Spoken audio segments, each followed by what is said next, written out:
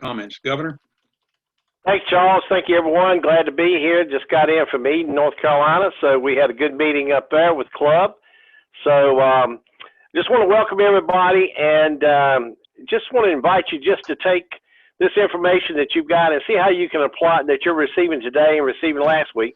See how it applies to your club. Some great ideas. I've heard positive feedback, and I know we're going to get a great session today. And Lisa, I don't know if we're going to sing next Monday or not, but we'll see about that. But membership is #1 priority this year, so let's all concentrate on it and look outside the box, a way of how to improve the numbers in your membership. The more Rotarians we have, man, the more good we can do in our communities and in the world. So have fun. Lisa, all yours. All right. Thank you, Governor Tommy, for your comments. And let me do a quick review of where we've been and where we're going, and so that you'll be aware of what's happening. Session 1 last week, Mary Berg encouraged us to consider how to use Rotary's strategic priorities and objectives as a way to harness the opportunities to enhance membership experience, attract new Rotarians, and to be more adaptive. Today in session 2, Lisa Haslett will encourage us to consider ways to adopt membership engagement opportunities as she shares the tips to engage all Rotary Club members, and in the process create a vibrant Rotary Club experience for all members. In session 3 next week, Area 11 AG Ron Pierce will share with us ways to embrace membership retention opportunities to bring back members to Rotary so that they both are present and active in their membership experience and are inviting others to share in that Rotary experience. And then on session 4, and on August the 25th, John Spillman, past district governor, will share with us the new opportunities of the membership types and club models provided by the Rotary International Council on Legislation in 2016 and 19, as well as new innovative club opportunities that are available to each of us today. At the end of each session, you will be receiving an email link for a resource folder that contains the documents needed to help you and your club leadership team formulate a club membership growth plan for this year. Today, we're privileged to have as our speaker, Area 11 membership advocate and district public image chair and immediate past president of the Crescent Rotary Club, Lisa Haslett. Lisa was introduced to Rotary by Gate City Rotarian Kelly Harrell when he invited her to present a program on the business of music while she was the lead singer of the Radials. Fast forward to 2011, and Lisa had transitioned out of music and into the healthcare field and was looking to find a way to develop a new professional network. Remembering the power of Rotary, Lisa reached out to Abby Donnelly, a member of the Crescent Rotary Club, and she received an invitation to join the club, becoming a member on August the 8th, 2011. Just a year later, Club President Barry Utesh assigned her the first leadership role as membership chair. Since then, Lisa has led the membership and club and district public image programs, and last year she served as club president. Under Lisa's leadership, Crescent Rotary recruited 16 new members, leading the district in membership growth through 2019 and 20. Lisa, thank you for coming and being with us today and sharing your experience and the tips that you're going to give us today. Lisa, it's up to you. Thank you. All right. Thank you, Charles. And thank you for reading the bio I wrote about myself so well. So I put together a PowerPoint that I'm going to share with everybody. Now, granted, when I started my year, we were not in the middle of a pandemic. However, almost the entire last half of my year, we were in a pandemic. And so the tips that I'm going to share with you today are definitely transferable into the world that we currently find ourselves in, but more importantly, they're transferable back to the world that we know. And so when we get back to life as normal, or whatever that might be, these tips are still going to be relevant. So let's see. Can everybody see my PowerPoint presentation? Yes. Yes. All right, great. So complacency is the enemy of engagement. I went through our district Facebook page and I looked for the picture that looked the least complacent. And this was the Rotary Club of Greensboro. They went to the opera last year. They went to see Pagliatti, and they all got matching shirts and dressed as clowns to go to the opera. This to me is a great example of not complacent and definitely of member engagement. Now, if you guys use the tactics that I'm going to share with you today, you will add members to your club. When our club used these tactics, we added 16 new members. Using similar tactics, Ron Pierce added 12 members to the Guilford Club the previous year. So we have 2 years worth of data to support these tactics. If you do these things, your membership will grow. Your club will become more vibrant. Your members will feel engaged. If you do not, your club will continue to shrink. As John Spillman likes to remind us, change or die. Most new members quit Rotary within the first 1 to 3 years. And the number one reason that members leave Rotary is they do not feel engaged. Membership is a three-parter. It's a triad. There are 3 pieces to membership. This week is engagement, next week is retention, the following week is attraction. What that also means is that membership is both external and internal. So attraction is the external piece of membership. We are trying to recruit people into Rotary. Engagement and retention are internal membership. We are trying to engage and retain our current members. Your club must do both internal and external membership in order to be successful. Attrition kills attraction. You guys are all going to receive your MGIs, which are your membership growth index. And based on those sheets, it's going to tell you if you have an attrition problem or if you have an attraction problem. Programs don't engage members, members engage members. How many times have you heard, we need great programs? Great programs recruit new members.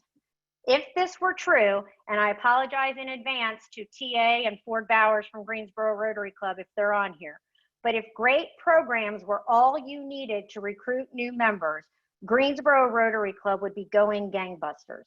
Because within the Greensboro area clubs, they by far have some of the best programs because of their membership. But they have a huge attrition problem. They are attracting members, but they are not retaining members. As such, their membership numbers are declining. Last year, our club, Crescent Rotary Club, we had 44 meetings. Of those meetings, 20 programs were member focused. The first thing we did was we created Days of Fun. I read an article in the Atlantic magazine about how Candyland was invented by a teacher who was volunteering in the polio wards. And so I decided that we were going to play Candyland in support of polio. All of our club members had to ante in $5 to play polio. It happened to fall on a Guilford County Schools vacation day. So we also invited all of our members to bring their school-age kids to participate. We did not charge them to feed the kids, but we did still require them to ante in $5 for the kids to play Candyland. In addition to Candyland, we had cornhole. Well, Karen Pollard and Mark Whitty, who is our president-elect, took the cornhole game to a whole new level. They saw how much fun our members were having playing cornhole, and they decided to create a fundraiser for the CART Fund, Coins for Alzheimer's Research Trust. So we did a cornhole for CART fundraiser. So between playing Candyland, where we raised over $250 during lunch for polio research, for our Cornhole for CART fundraiser, we raised over $1,800. Days of Fun. We did a Candyland game for polio. We had a live band come and perform music off of a CD that was recorded to benefit the United Way. One of our club members builds and races go-karts, so he came and spoke to us about go-karts. We did member paloozas because we recruited so many members last year. Instead of inaugurating or inducting them each on their own day, we would do a member palooza and we would celebrate them all on one day. So we would play games so that our members got to know them. We would give red badges. They would serve as greeters at the front door, and we turned the entire day into a celebration of our new members. Member Jeopardy. This was the brainchild of Karen Pollard, who was my membership chair last year, or as I like to call her, Project Nikita. Karen Pollard was a new member. She had only been in the club for a year. I tell you that because a lot of times when we look at who we're going to choose to put on our team, we feel like tenure is the most important part. I believe skills and qualifications trump tenure.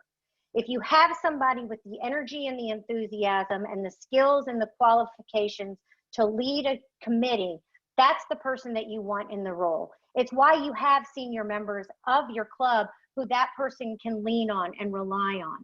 So try not to get too wrapped up in they're a new member, we can't put them in charge of anything.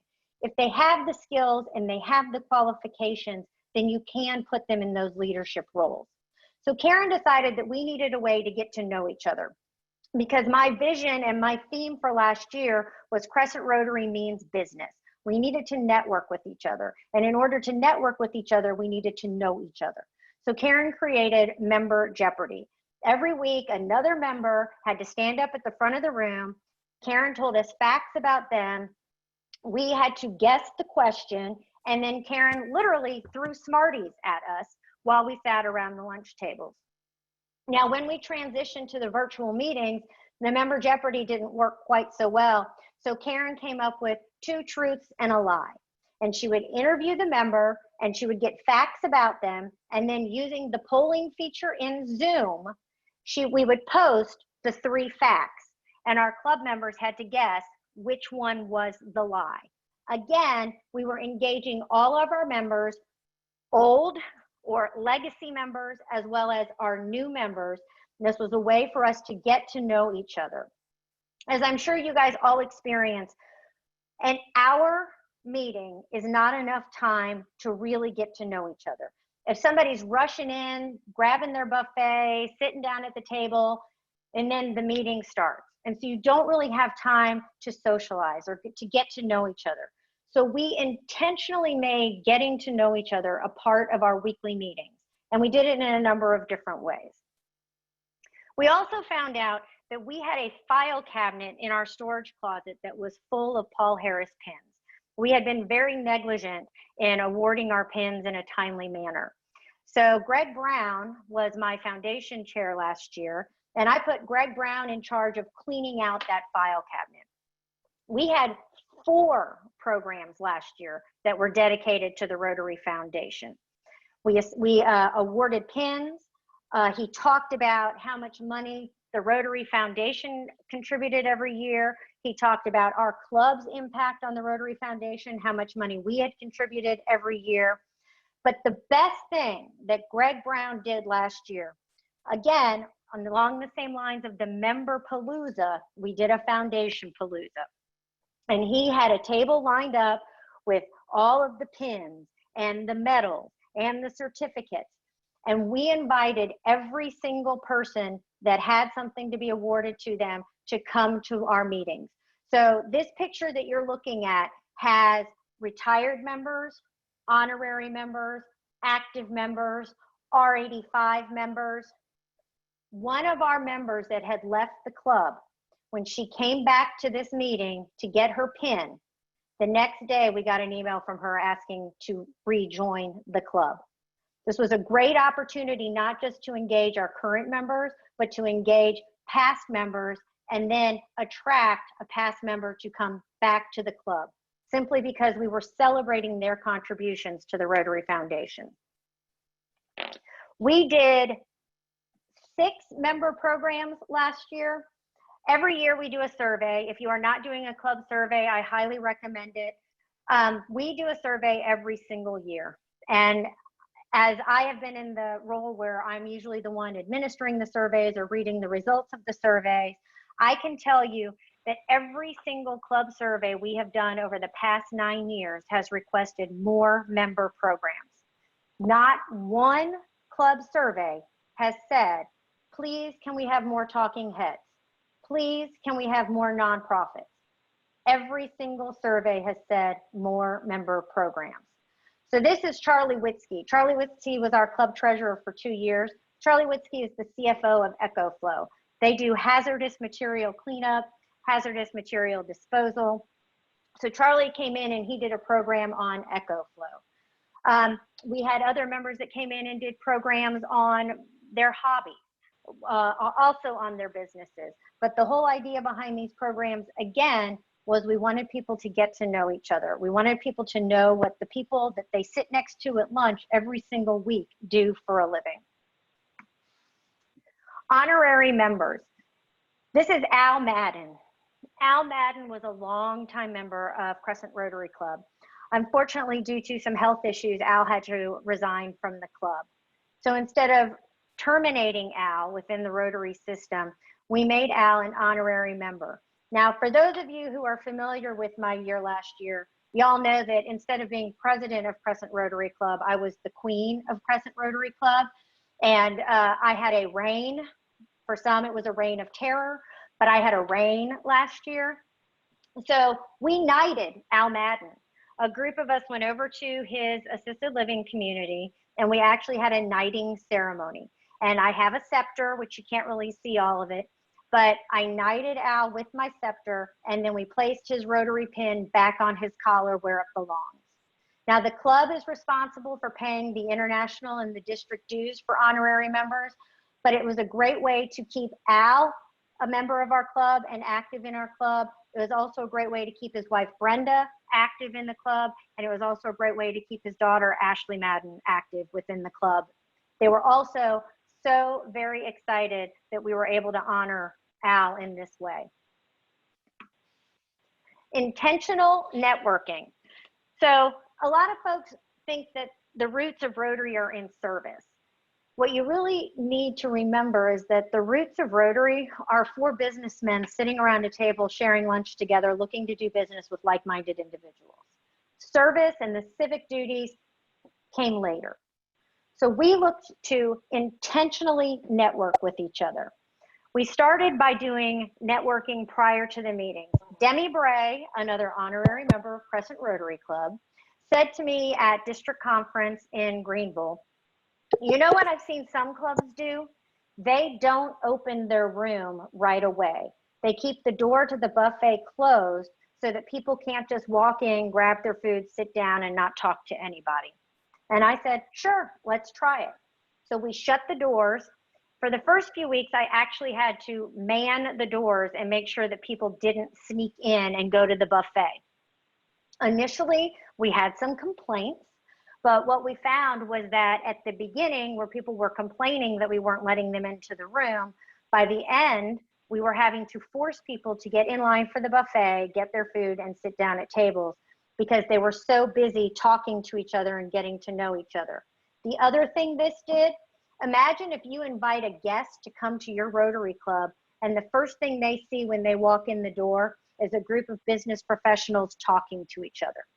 Not eating their food, not talking to each other, but standing in a room, exchanging ideas, exchanging information about their business. How much of an impact would that have on your prospects? The other thing we did from an intentional networking perspective was we actually created a networking committee.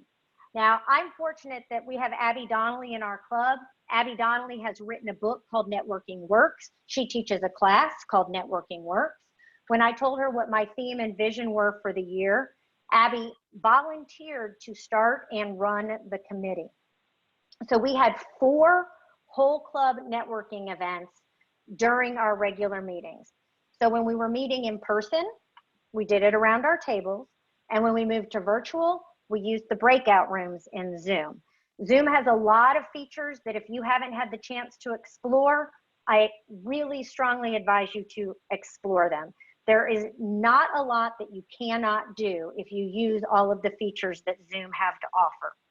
The other thing we did when we moved to virtual, much like you have a greeter when we're meeting face-to-face, we had greeters when we met virtually. So the first thing we did was we added it to our Blue Badge contestant checklist, which means that all of our new members, in order to go from Red Badge to Blue Badge, they have to complete a checklist of items. And one of those items was they had to be a greeter. And so that new member would log into the Zoom room early, and as members would log on, they would welcome them and they would engage them in conversation, and they facilitated a pre-meeting network. So this way, not one person can monopolize the conversation. But the other great thing is, much like we all wear our name tags when we go to lunch, when you're in a Zoom meeting, everybody's name is on the screen. So our new members got to know everybody's name because they could see it on the screen. And all of our members got to know the new member because their name was on the screen. So again, our concern is engaging those new members so that they don't leave. By asking your new members to facilitate pre-meeting networking, you're giving them the opportunity to engage with your legacy members right out of the bat. The other thing I will suggest is small group networking after hours. Mark Whitty, who is our president-elect, started doing some small group networking events at the end of the year. We had done them as part of Abby's networking committee, but Mark continued doing them even after the year had ended. Do a virtual happy hour, host a Zoom happy hour where you open up a Zoom room at 5:05. Everybody brings their favorite adult beverage, have someone facilitate with some interesting questions or facts and figures. The most interesting fact and figure I've heard lately is that in 2022, 2023, Rotary International will welcome its first female president in its 115-year history. I believe that that's definitely something to discuss. Meet for lunch and social distance. We actually have a member of our club, Nikki Smith. Every Monday, he coordinates a lunch at a different restaurant that has outdoor seating, and 3 to 4 of our members join him for lunch, wearing masks, social distancing, and they all Zoom into the call together. There are many different opportunities for networking, even during these virtual times. Don't let the fact that we can't meet together face-to-face prevent you from continuing to engage with your members. Finally, service networking. Eric Fitzgerald, who is the president of the Crescent Rotary Club Foundation this year, made a brilliant point last year that I am not too proud to admit I totally missed. Service is a great opportunity to network. Eric is in charge of our Potter House meals. We feed at Greensboro Urban Ministries Potter's House every other month from January through June. And Eric brought up the fact that every month when he goes and he serves the homeless at Potter's House, it gives him the opportunity to network and get to know our club members. He gets to have conversations with our club members at the Potter's House that he otherwise probably wouldn't have gotten to have with them during the 5 or 10 minutes prior to a meeting when everybody's trying to rush through lunch. The connections that you make in service, club, area, district service projects, all of them provide the opportunity to make new connections in Rotary. These connections lead to increased professional and personal opportunities. But I caution you, be careful. There are 4 opportunities in Rotary. Our district has identified that Rotary presents 4 different opportunities. They are professional networking, leadership development, fellowship, and service.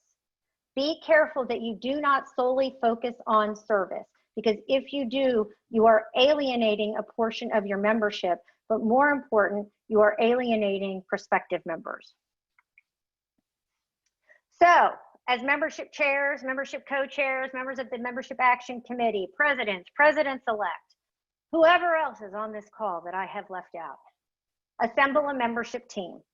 We had 6 people who oversaw our membership team, but our membership team grew from 78 to 97 over the course of last year. And I say that because membership is a whole club effort. 100% of your members are on your membership committee, but assemble your membership team. So we had a membership chair and a membership co-chair. We then had onboarding and new member engagement, and we had member engagement. Total, I had 6 people that were heading up membership, and those 6 people then oversaw the rest of the club and the rest of the membership activities that we did. So you have onboarding and new member engagement, legacy member engagement, and then you need to be able to hold your team accountable. So Karen Pollard was my membership chair. Sean Straub was my membership co-chair. We had a spreadsheet where we tracked our new members. Where were they in their red badge process?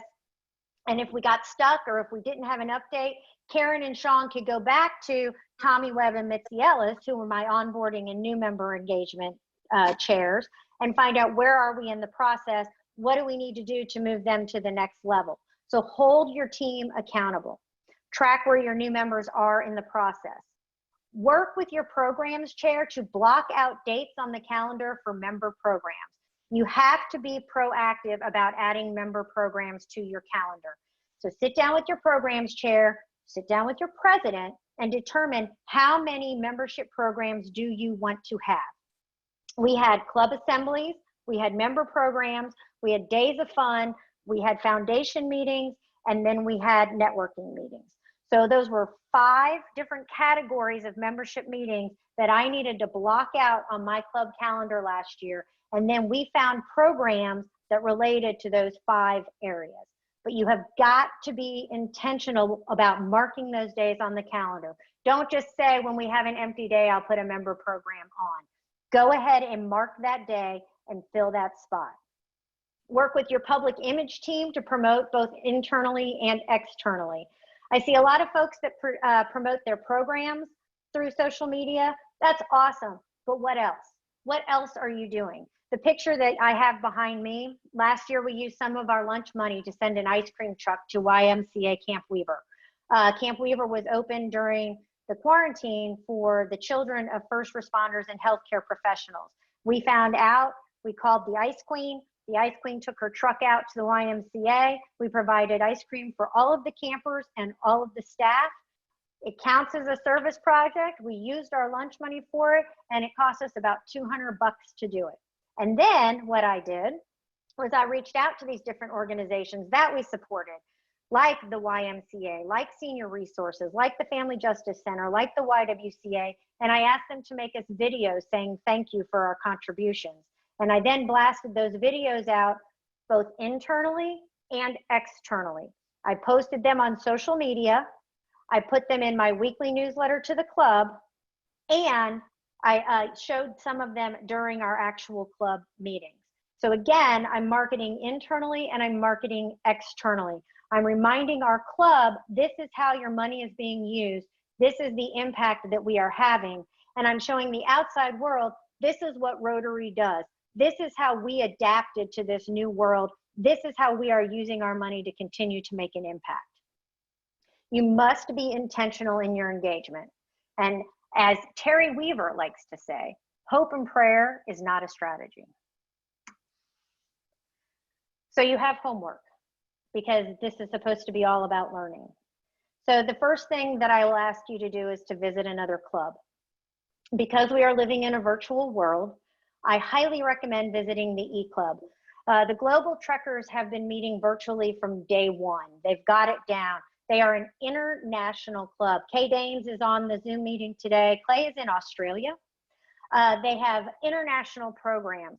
If anybody is an example of how you can make virtual meetings work, it is the E-Club. They have never been landlocked, and they have always taken advantage of it. They meet on Wednesday evenings. You can go to their website and register for their meeting, and they will send you a link so that you can tune in to their weekly meeting. So please visit the E-Club, see how they are doing things virtually. I promise you're going to walk away with some ideas. Schedule a meeting with your club's membership advocate.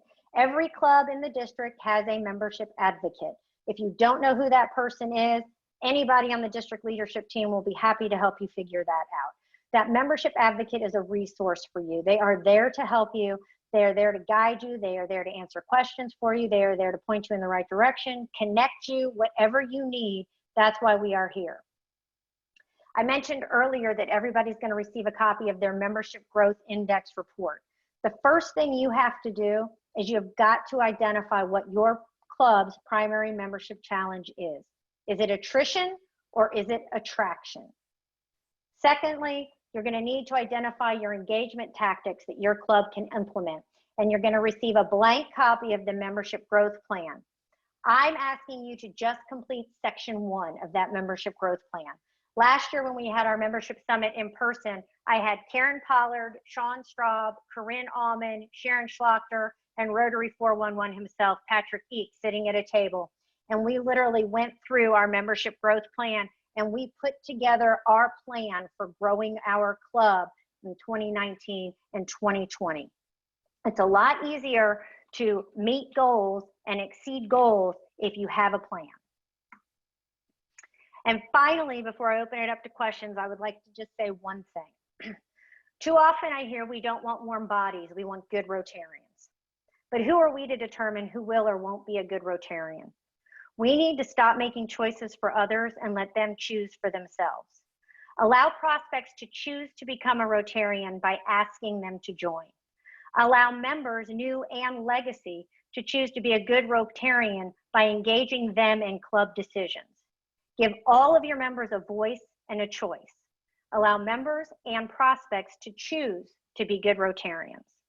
And finally, I'd like to share with you my motto. I use this in my personal, professional, and Rotary lives. If you don't ask, they can't say yes.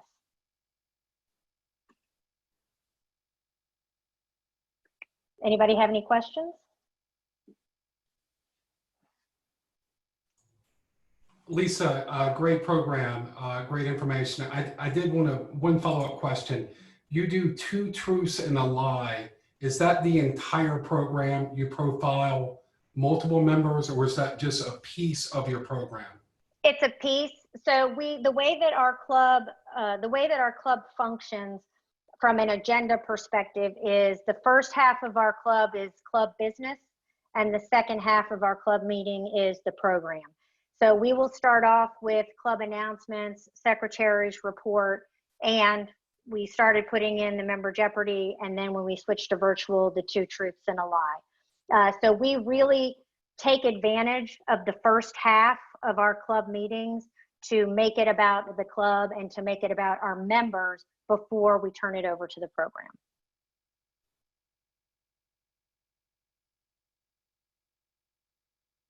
Any questions? And you're welcome to type in the chat because I think a lot of y'all are muted and I can't see everybody. So if you have a question, you can type it in chat. David, you will get a copy of my PowerPoint presentation. So there are resource folders, or there will be resource folders for all of these sessions. In my resource folder, you will see a copy of my PowerPoint presentation.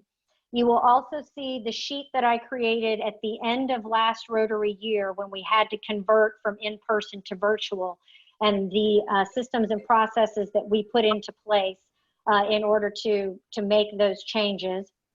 There is also there's a sheet with questions that you can ask to sort of start a conversation around networking, small group networking or after hours networking. And then finally, what I did was I took all of the membership Vision 2021 check boxes that we need to achieve this year, and I put that in there too. So instead of having to comb through all of the different Vision 2021 requirements, you will just have a sheet in there that just tells you what you as membership chair are responsible for. And again, as membership chairs, remember, the more of those items that you complete, the better position that you put your president in.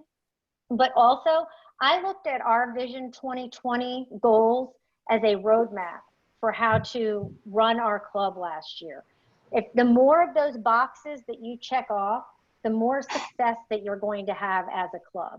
That's what the Vision 2021 goal sheet is for. It is designed as a roadmap. It's not, we're not trying to trip you up.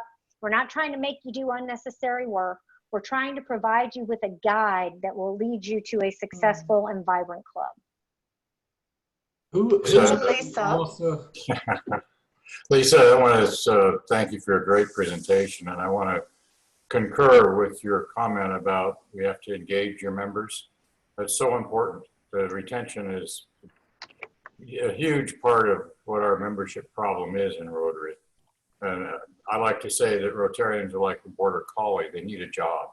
So give them a job, you know, particularly the new members when they join, figure out, talk to them, find out what they would like to do, what they want to do, how they would want to contribute to the club, and get them actively involved right away rather than waiting for them to come and say, geez, is there anything I can do to help? Because that doesn't work, because they'll leave before they do that. It's true. You have to be proactive. And I know something that Tommy is stressing this year is that the club set up care committees. We did that last year as well. What we did was we took our entire membership list and we divided it up amongst our board members. So each board member was responsible for babysitting 5 or 6 members each. So it's not too overwhelming to the board member. And so essentially I would sort of put out that phone tree request and say, hey, can everybody please take time this week and reach out to your members? Hey, we had this member, actually in one situation I said, hey, we had this member resign. They said they don't feel engaged because of COVID. They're not comfortable with technology. His best friend in the club is so-and-so. Who's got him on their list? Can we please follow up with that person to make sure that we're not in danger of losing them as well? So it's, again, you've got these board members, you've got these committee chairs, use them. It's just like the membership advocates, use them. As a club leader, it is not on you to do everything. You shouldn't be trying to take everything on. You need to be able to delegate. You need to be able to put out the request. You need to be able to activate that phone tree if you need to. Siler City Club met this morning and we took Richard's advice about retention. And Jim Wall just jumped on it with both feet about writing notes to the members to keep them engaged. We only had about 8 of us there for our first Zoom meeting this morning. But they were really enthused about that. And Richard, they're going to really jump on that good. Telephone and handwritten notes that the speaker last week suggested. Yes. And before I forget it, does anybody know which the club is that's turning the pigeons loose? We've got a real opportunity. Yes, that's Surrey Sunrise. Surrey Sunrise. Did you get that, John? Surrey Sunrise. He froze. Can somebody maybe send him an email with that Yeah. information? Kay, Yeah. you were raising your hand. She's up awful early. I hope you have enough coffee down there. I just ran out. Wonderful presentation, Queen. And The first bird, the first 3 birds home win a prize if you've got their number. So we're only selling 200 tickets. So if you know about that already, tell me what y'all's experience is. And I'm just blanking on the name of the club that came up with this idea. It's such a great one. I apologize to them for not being able to give them credit. So I hope some of you know who that is. We do, John. Thank you. Thank you, John. Go ahead, Kay. so in the colony here in Australia, we're used to the Queen reigning, so you would have done really well down under. But I had a point, 2 points I just wanted to make on the vision goals as the roadmap. Last year, District Governor Perkins said us all, sometimes I think he's just ours, but we have to share him with you. He set us some really amazing goals, and I know District Governor Tommy has as well, but those goals really are a roadmap, and they really helped our club towards success. One of the tricks to the goals, though, is to make sure you don't leave it to the end of the year in filling out, and because there's a lot of goals to tick.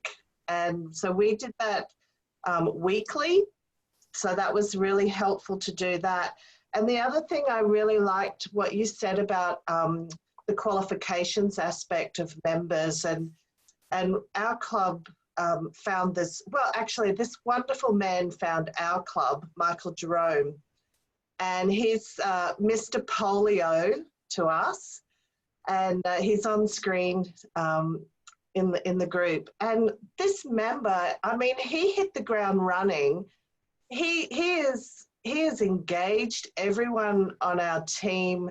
He's encouraged them through letter writing. He's encouraged them through service and action. His experience is unbelievable. And he's really reminded us how important polio is, because as older Rotarians, we can get a bit stale. And when that fresh blood comes in, they really invigorate you. So he's now our Polio Plus chair.